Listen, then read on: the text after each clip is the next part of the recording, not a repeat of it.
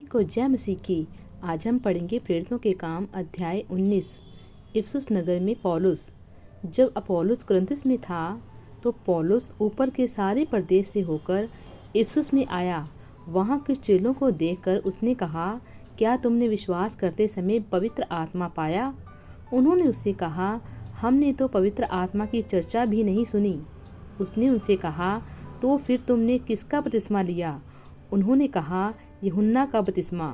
पौलुस ने कहा, यूहन्ना ने यह कहकर मन फिराव का बपतिस्मा दिया कि जो मेरे बाद आने वाला है उस पर अर्थात यीशु पर विश्वास करना। यह सुनकर उन्होंने प्रभु के नाम में बपतिस्मा लिया।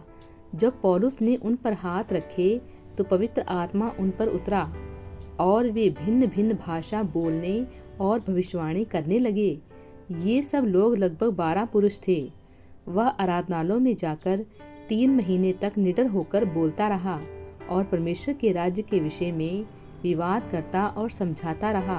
परंतु जब कुछ लोगों ने कठोर होकर उसकी नहीं मानी, वन लोगों के सामने इस मार्ग को बुरा कहने लगे, तो उसने उनको छोड़ दिया और चेलों को अलग कर लिया और प्रतिदिन तुरनुस की पाठशाला में वाद विवाद किया करता था। 2 वर्ष तक यही होता रहा, यहाँ तक कि आसिया के रहने वाले, क्या यहूदी क्या यूनानी, सब ने प्रभु का वचन सुन लिया। परमेश्वर पौलुस के हाथों से सामर्थ्य के अनोखे काम दिखाता था।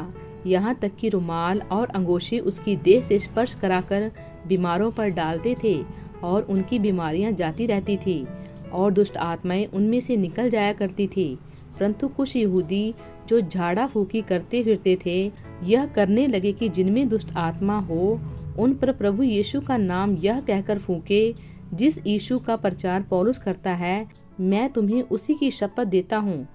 और सिक्वा नाम के एक यहूदी प्रधान याजक के 7 पुत्र थे जो ऐसा ही करते थे। पर दुष्ट आत्मा ने उनको उत्तर दिया, यीशु को मैं जानती हूँ और पौलुस को भी पहचानती हूँ, परंतु तुम कौन हो? और उस मनुष्य ने जिसमें दुष्ट आत्मा थी उन पर लपक कर और उन्हें वश में लाकर उन पर ऐसा उपद्रव किया कि वे नंगे और घायल होकर उस घर से निकल भागे। यह बात इफिसुस के रहने वाले सब यहूदी और यूनानी भी जान गए और उन सब पर भय छा गया और प्रभु यीशु के नाम की बड़ाई हुई।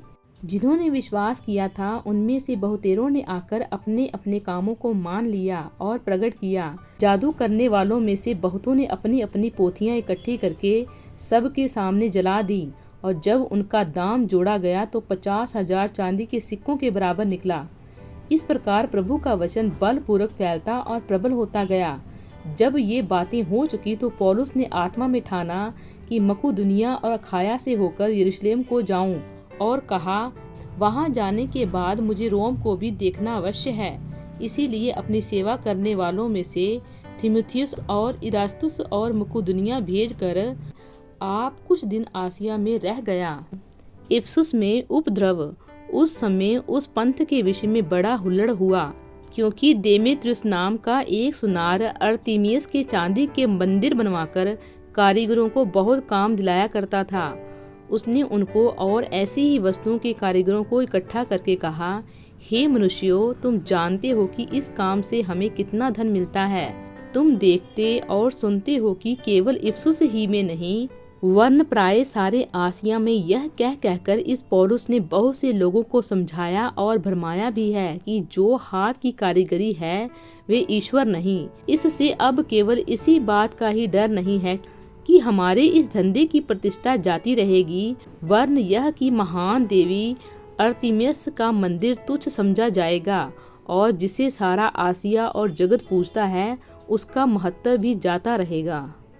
वे ये सुनकर क्रोध से भर गए और चिल्ला चिल्लाकर कहने लगे, इफिसियों की अर्तिमस महान है। और सारे नगर में बड़ा कोलाहल मच गया और लोगों ने मकदुनिया वासी गयुस और अरसतुखुर्स को, जो पौलुस के संगी यात्री थे, पकड़ लिया और एक साथ रंगशाला में दौड़ गए। जब पौलुस ने लोगों के पास भीतर जाना चाहा तो चेलों ने उसे जाने ना दिया। आसिया के हाकिमों में से भी उसके कई मित्रों ने उसके पास कहला भेजा और विनती की कि रंगशाला में आकर जोखिम ना उठाना।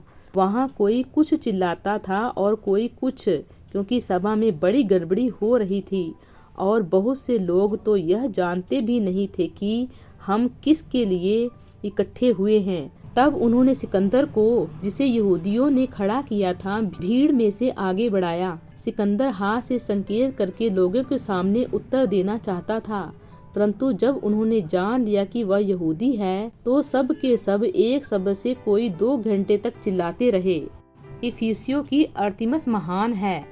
तब नगर के मंत्री ने लोगों को शांत करके कहा, ए इफिसस के लोगों, कौन नहीं जानता कि इफिसियों का नगर महान देवी अर्तिमस के मंदिर और जियूस की ओर से गिरी हुई मूर्ति का टहलुआ है। अतः जब कि इन बातों का खंडन ही नहीं हो सकता, तो उचित है कि तुम शांत रहो और बिना सोचे विचारे कुछ न करो, क्योंकि तुम इन मनुष्यों को लाए हो जो न मंदिर के लूटने वाले हैं और न हमारी देवी के निंदक हैं। यदि देमेत्रियुस और उसके साथी कारीगरों को किसी से विवाद हो तो कचहरी खुली है और हाकिम भी हैं, वे एक दूसरे पर नालिश करें। परंतु यदि तुम किसी और बात के विषय में कुछ पूछना चाहते हो तो नियत सभा में फैसला किया जाएगा, क्योंकि आज के बलवे के कारण हम पर दोष लगाए जाने का डर है कि इसका कोई कारण नहीं, और हम इस भीड़ के इकट्ठा होने का कोई उत्तर ना दे सकेंगे। यह कहकर उसने सभा को विदा किया। प्रभु इन वचनों द्वारा आपको बहुतायत से आशीष दे। आमीन।